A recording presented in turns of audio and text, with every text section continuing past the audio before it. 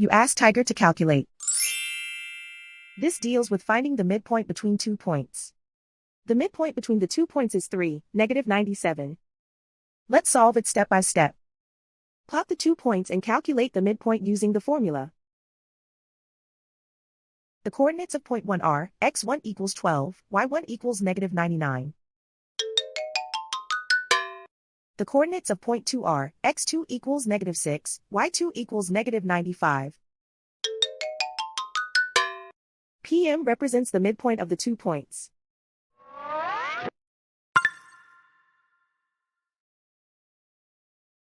Use the x values in the midpoint formula to find the midpoints x. x1 equals 12.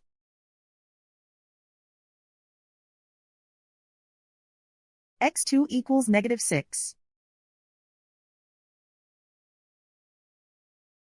Simplify the arithmetic.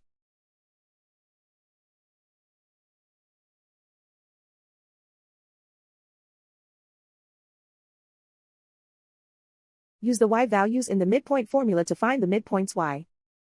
y1 equals -99. y2 equals -95. Simplify the arithmetic.